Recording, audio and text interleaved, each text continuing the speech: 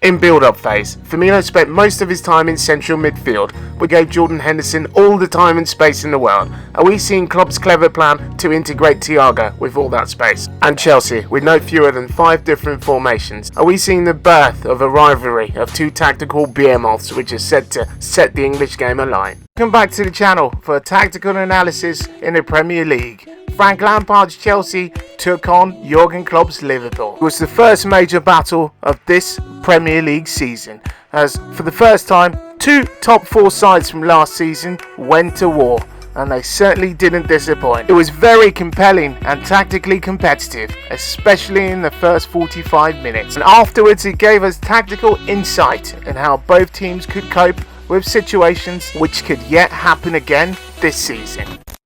The battle took place at Stamford Bridge, and Lampard's Chelsea were unable to record a goal. This was partly due to the red card which was received by Christensen on the stroke of 45 minutes. His challenge on Sadio Mane. Liverpool scored 2 goals, with Sadio Mane scoring both goals, and he certainly had an influence on the outcome of the game.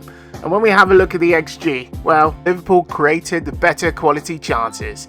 But let's have a look at how both sides set up tactically and actually how both sides adjusted to the big incident in the game. Looking at the match stats, and Liverpool ended with considerably more possession. This is emphasised by Andy Robertson's 110 touches. Honourable mention to Thiago, who broke the record for most touches in a half with 83. You have a look at Chelsea and the player touches. Kovacic at 62 touches had most of the ball. You have a look at Kepa, who had the 4th most touches of a Chelsea player. Well, you kind of have an idea of how the build-up and the game went. Let's explore the lineups, and we'll start with Chelsea, who started in a 4-3-3 shape. Werner, Mount and Kai Havertz through the middle. This was Chelsea's formation when they had the ball. Without the ball, they pushed both wingers further back to create a 4-5-1. And let's have a look at some of the receipts. Here's a photo of Chelsea with the ball, and you can see the 4-3-3 there, where Havertz, Mount and Werner. And here's what happens when they switch, when they're defending. A 4-5-1 formation. Timo Werner and Mason Mount dropping into midfield. Now, let's take a look at how Liverpool lined up. And they did so in a 4-3-3 formation, which is actually a default for Liverpool on the club. It was actually Lampard who chose to match up with Liverpool by going 4-3-3 as well. Liverpool played this formation with and without the ball. Let's have a look at some of the receipts. First photo, Liverpool are on the ball, and you can see that 4-3-3 shape. And in the second, Alonso has the ball, and you see Liverpool still keep that 4-3-3 shape. Looking with Liverpool, their main change was bringing in Fabinho for Joe Gomez. But let's see how they conducted their build-up play. Liverpool were happy to progress the ball from Alisson to the fullbacks. At the same time, they were equally happy for Virgil van Dijk to hit those long raking through balls, which are generally a feature of their play, but changed in the second half once Thiago got involved. Liverpool's build-up is where we saw the red card incident, as Alisson passes the ball to Jordan Henderson. Searches for a quick transition into attack with accurate through ball into space. Same time, Mane anticipates this ball and actually gets on his bike whilst Christensen and Zuma are ball watching.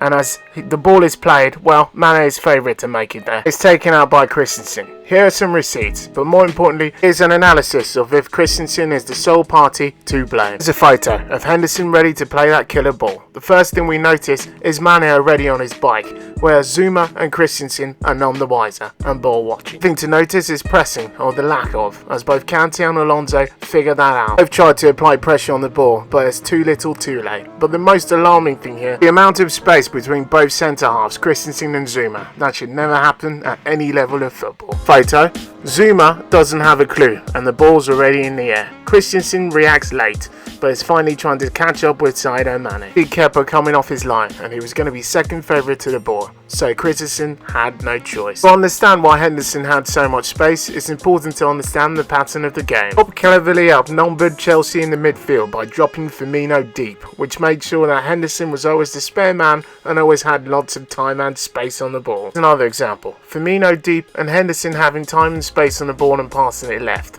Are we seeing the next evolution, one for Thiago, in which Firmino drops deep and gives Thiago a lot of time on the ball as a single pivot? He did things rather differently. Let's have a look at their build-up. Chelsea looked to pass the ball short, and generally short at all times, either to the centre-backs or actually to the full-backs. After they progressed the ball to midfield, they were actually initially pretty predictable, with balls over the top to Werner. Jorginho, Christensen, Kovacic. Well, you get the picture. was pretty easy to defend against. Firmino had a pretty good game, anticipating his balls in behind. Pounced Chelsea mixed things around and became totally unpredictable. Here's a photo of Kante in pretty much no man's land for who N'Golo Kante is. Chelsea insisted on very short passes from the back, even after they went down to 10 men, and they got punished for this, as Klopp's side are probably the worst side in the world to actually go short passes. Excellent at pressing very, very high, and are the most adept side at counter pressing, setting traps, after having one less option on the pitch due to the red card. Insisting on short passes, being pressed by Mane and Firmino, with Firmino telling Kepa to pass the ball to Mane, and well, Kepa obliges with the error. Liverpool score their second goal in the space of 5 minutes, but their first goal was a thing of beauty. Sadio Mane starts the move and rounds the move off as well. He gets the ball from Thiago and passes it straight back to Thiago and begins his late run into the box. At the same time, one-touch passing from Firmino and Salah is able to create the space as Mane lurks in the back post for that well-timed ball from Bobby Firmino, and there you go. That's how the deadlock was broken. And when you have a look at this receipts, well, you can see how Liverpool always maintained a triangle between their very well drilled front three. So there you have it, Chelsea versus Liverpool in just over 6.5 minutes.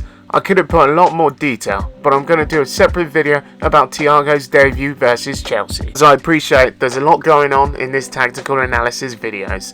I'll be covering every single Liverpool game this season, as well as a tactical analysis of most Chelsea games. So, subscribe for more in-depth tactical analysis. Apart from that, consider subscribing if you enjoyed, like, share and comment, and as always, until next time.